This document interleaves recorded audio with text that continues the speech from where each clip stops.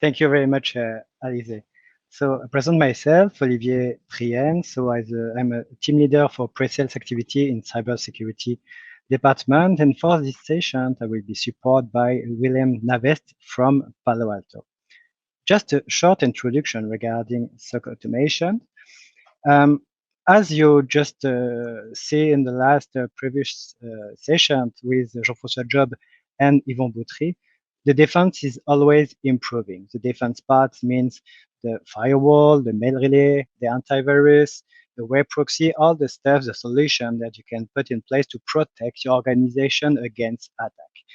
It's great that attack is always improving, always have a new factor to enter into your organization. But I'm sorry to tell that now it's not enough. It's not enough. I'm sorry to say that because defense is just one part of the cybersecurity today. That's why SOC exists. SOC means Security Operation Center, and it's on the detective part of the cybersecurity. And it's as important as the defense part. When I talk about defense and detective, I would like to just introduce all the pillar that the cybersecurity gets. So you have the prevention with the audits to get some certifications and handle all the governance processes and policies to put in place. You have the awareness of your user that is very important too. And after you have the defense, as explained as from Jean-François Job and Yvon Boutry. So all the solutions that you have put in place to defend your organization, the detection with the SOC. This is the subject of this session. And after we have the predictions. So it's an active defense with put in place some honeypots or some other view on the leak from your organization is sharing on deep on dark web. So its prediction part is very important. The response, how to be prepared, how to react when an incident occurs, and at the end, the offensive to make some training to try with ethical hacker to hack your organization and to see how all organization is reactive. So this session is talk about the detective part, the SOC, and the added value of an SOR. I'm sorry to show the next slide, but it's old-fashioned one. You talk about a castle, a fortified castle, but I think it's a good picture regarding the difference between the defense security and the detection one. So in the fortified castle, you have some protection with big wall. It could be the first protection and some enter point with the firewall. So this is a door when you can open in your organization. The first one to access to a DMZ and the second one to access to your LAN. The water around this fortified castle can be the DDoS protection and the volumetric better one. And you can have some intrusion detection services. So this is the defense. The SOC I can represent with the control towers. We are just seeing NBO activity inside your company, but all outside trying to enter to your organization. The aim of the SOC is to have a view of all the infrastructure and business to see the behavior activity and the unbehavior activity and to coordinate the answer to have a better remediation plan.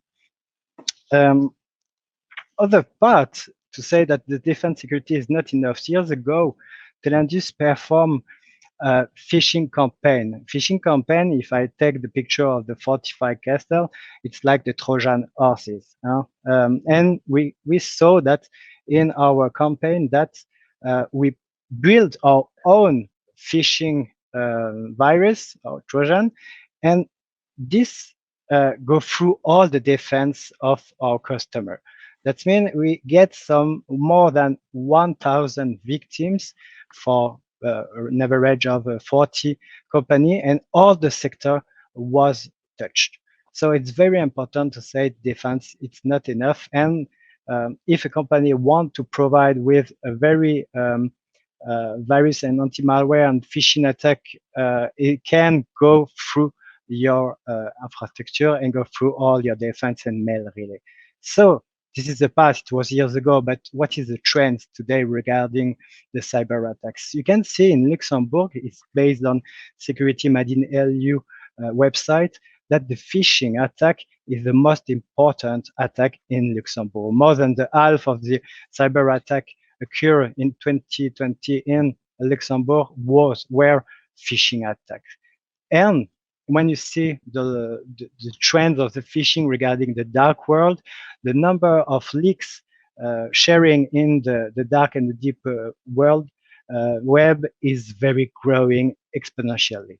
So that means this kind of attack is very trend, and you have to face this kind of attack. The question is, will my organization be attacked one day? No, it's enough. It's past that. The new question to ask for your organization of your business is, when will my organization be attacked for sure? And it's bad news, and again bad news today. What is the added value of a SOC when you talk about this kind of attack? This is a picture of a normal infrastructure with all the port and all the assets present in the infrastructure. When a phishing just come and go through the defense and start to make some scripting on your workstation or one of the assets, the SOC will be able to collect some logs and some trigger alerts regarding the storage, for example, with the behavior of scripting on your storage, on the workstation with lateral movement, a connection through the file system and another asset to a command and control, for example, and a privilege access activity on your domain controller for an user. So that's the added value of a SOC. Even if it's a 0 day, we can see this abnormal behavior on your infrastructure. So the SOC can answer and can give you the recommendation to go to the operation. But now, what is the added value of a SOR? A SOR is the security orchestration, automation, and response. One of the added value can apply on the timeline of the security incidents. Normal timeline gets some detection part, investigation part, verification to see if it's not a false positive, assignation to the team to make the remediation after you have the remediation, and to get the operation resumed.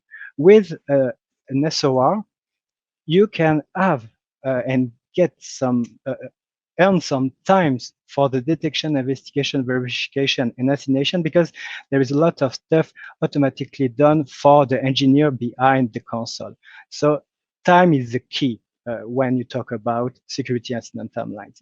So just with SOR, you can say that the guys behind the console will be able to react more efficiently when they see an alert on this console. So you can earn some times to get more for remediation part. But now, if you add some SOR with an EDR, it's endpoint detection and response. It's an agent you will install on your machine, endpoint, server. You can automatically have a remediation part done and performed with SOR to the endpoint. That means you can isolate the machine. You can do something to eradicate the issue and the attack. That's enough for the introduction. Now let's see to the demonstration of Willem. Thank you very much, Willem, to be here with us today. Telindus make the choice to work with Palo Alto to add the SOR to our current SOC services. So now I give you the end, William, and show you the best thing that you get. Okay, thank you very much, Olivier. And yeah, as briefly explained, we see phishing, but as well other type of incidents happening more often, more types of incidents, more data is required. As well, a lot of organizations make use of more technologies. And the challenge that you see around SOC, but as well around the subject security, how can a human handle all of these information? How can you respond within a timely manner, which is effective? And that's what you see if I start sharing my screen in a second. Let me share screen. I will start sharing an example of a phishing use case. So what you see over here is a traditional workflow. And what do I mean with a traditional workflow? An employee sends an email to a centralized mailbox. The first question is, when will an analyst start looking at the email? And if he's got the email, he needs to extract the information, the artifacts, the indicators, like IP addresses, like URLs, send off all this information to validate, do your threat intel. Is it suspicious? Is it not? Oh, there's an attachment. Send off the attachment to your sandbox to validate. Okay, is it a malicious file? Yes or no? And all of these things are being done manually. An analyst often has got 12 to 14 screens open and going from one screen to another screen.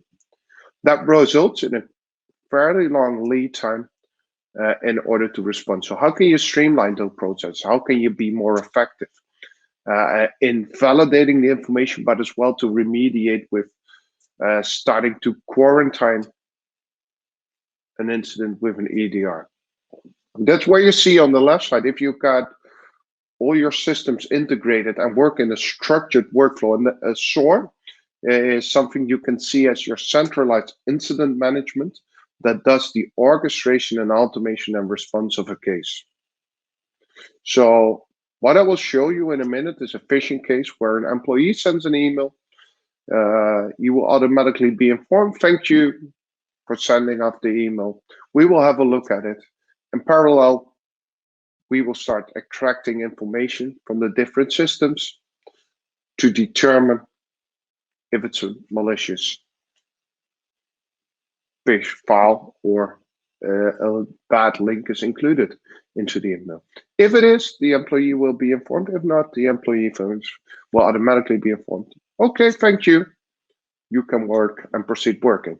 So this entire workflow is something that you can automate and streamline with our product called XOR.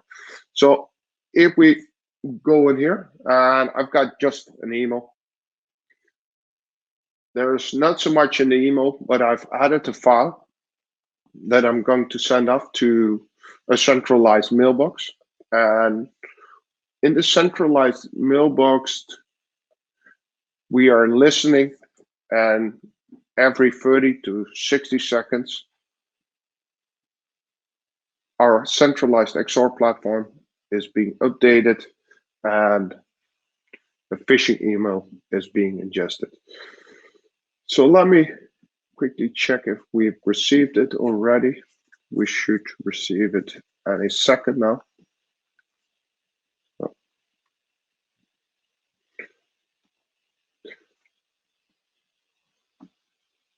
As a starting point, maybe good. So SOAR is a platform that you can use for phishing, but as well for other incident types. So it all based on a structured workflow, and a structured workflow. William, you're right. You're right. You just present some phishing attack in the playbook linked to phishing attack, but all the playbook can put in place with the solution. Yeah, but we just have 30 minutes, so let's discuss about the phishing. But you're right. That's I'm waiting before we've received it. So I've just received it, and what you see over here is I just received the email, and no information is in it. It's automatically being assigned to me. It's unknown, and here in the back end you see it starts to count. All the work plan, all the notes, all the information is not pre-populated. The same over here. You see that the work plan, I can show you in a second, is running right now. So I see that the employee is already informed. All the information is being extracted. Conscious of time, I will take an incident that I've process prior to the event in order to make sure that we can follow all the steps. And what you see over here is that the entire case is automatically entirely being filled, meaning the severity is raised too high. I see all the timers, additional team members are added. I see a file as evidence being added as generic case open-ended. Okay, so this is the information when an analyst starts looking at it. Okay, this is serious, it's a high severity case. But let's dive one step further into a case to look. So I can see the rasterized email as a snapshot for evidence. I can see the raw email, but as well, all the indicators are automatically extracted, that all the indicators are validated automatically with threat information to determine. So it seems they are good. Some are suspicious, but as well, some are bad. If I take one step further into my evidence board, what you see over here, I've got automatically a document attached as evidence. It comes from Wildfire. It's our sandbox solution. So if I download the attachment and try to open it, you will see that this file, I'm not sure what's happening, is suspicious. It's a malicious file, is attached to this phishing case. So based on this attached file, my work plan has determined it's a malicious phishing email with a high severity. So let's dive into what's happened in the case. What's the workflow being done? So the playbook is triggered based on the email that is sent. On the ref side, you see automatically your workflow is being triggered to start engaging with the employee. So email is extracted, saved for other purposes, but as well, the employee is informed and acknowledged that we have received the email. So if I go to this tab and I click on the first link, we will automatically inform the employee that we start investigating, and please don't touch anything. On the right side, you see that a lot of steps are in green, and all those steps are already done. So we received the email, we process the email to validate what is the phishing email. We noticed that there is an attachment on it, so we send it up to a sandbox to validate if it's a malicious and parallel. We extract all the indicators from the email, from the files, from the IPs in order to have the information. In parallel, we've got a machine learning process to predict if it's a malicious file, yes or no. And all these steps are being done automatically to build context without any human interfering. We validate if the email is authentic, and if not, we can follow it. In this case, it's yes, so we start calculating automatically the severity. So up till now, an analyst is here assigned, and in case it's me, and the determination is being done, is this case malicious? It's automatically being done. In this case, it's yes, but if it's not, it will also be assigned to an employee to start doing a manual investigation if the information and the determination that was being done by XOR is correct in this playbook. So I'm already fairly down in my email. The employee is being updated. So when I go back to the case, okay, no, it's the same email. So I need to. So the employee is automatically being informed. Okay, we've conducted, and it's malicious. William, all these messages that the user receive can be customizable. Yeah, right. Exactly. So I've just a brief email with sending the context, but you can have your own logos, your own text, whatever in your own language to make it as easy as possible. So on one hand, we do the investigation in an automatic way. On the other hand, what we also do is keep the employee informed, because often when an employee sends off a phishing email, it goes in a black box. What's happening? And it could be that an employee receives something in 12 hours, but often it's also the case that it's nothing is being informed. So I go further down into the remediation part. So all the information that I have is in here.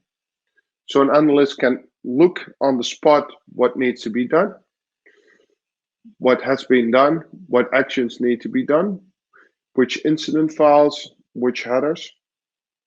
All the information is done. Okay. What we could do, for example, is going into our canvas to start looking how does this single incident relate with others. So auto-populate and look how this relates. So what you see is we've got several incidents, phishing types of emails that are related to same domains, IP addresses. So, okay, it seems that there's more than a single thing happening. So if I go back to my work plan, if I want, I can automatically add this to my evidence board for snapshot. In this case, I won't. So go back to my work plan where I was. I see that in parallel, automatically, all other email boxes are being searched for the similar email. In case it is, please put them in quarantine or make them for the other employees no longer visible. Is a process that you can be done. In parallel, on the network infrastructure layer, we can start automatically blocking the indicators. But as well, we could do with an EDR solution, start putting a system, an endpoint in quarantine, because an employee has clicked on the link, opened the file, and you want to make sure you contain the risk and get control. So in this case, you can block the center, putting in the mail relay as a blacklist. Exactly. And all these steps we can do in an automated way or in conjunction with an analyst. So in this case, okay, I need to mark the remediation task as complete. So I'm clicking it as complete. The workflow is getting the further steps and inform me the case is closed. What has happened in the backend is a lot of steps. Around 200 task actions has been done. All of these tasks, and I can go through them in detail, but all these tasks are automatically, so here you see, for example, the email in plain tasks, all the backend information that is being extracted, the size of the file, and so on and so is stored automatically as evidence. All this evidence information we can use for dashboarding and reporting purposes on weekly, monthly basis, or yearly basis, but as well to create a dedicated report for this case to share context and information with you after an incident was happened. So in a short summary, I hereby shared with you a presentation and a demonstration on how an automated phishing case can be done by leveraging a SOAR technology like XOR. But for sure, William, that you present to us is just one little part of the SOR. Can you just explain in 1 or 2 minutes what is the added value, and if you can present what is SOR and what is Cortex? Yep, I can definitely do so. I will go. So let me go. So a SOAR is a centralized incident and orchestration and automation platform. We see that 60 to 120 security controls are in place within any organization. So how can you make sure to start streamlining any type of incidents? So that's what a SOAR does. We ingest sources from a SIM, from an EDR solution, from mail and others to start working in a structured way. Our capability has got 4 key pillars, what we call the orchestration. It's the heart, it's the automation engine and the playbook structure, collaboration with analysts, but as well with people from other organizations, case management, exactly, case management solutions and threat intel. So if we look one step further, out of the box, the orchestration part, we support around 600 third-party technologies, resulting in thousands, I don't know much, actions that we can execute to get information, to put an action, a remediation action, without having the requirement to go into the technology. This all, and you want to structure it as I've shown you, is being done by a playbook where you start connecting the dots between information and systems to collaborate.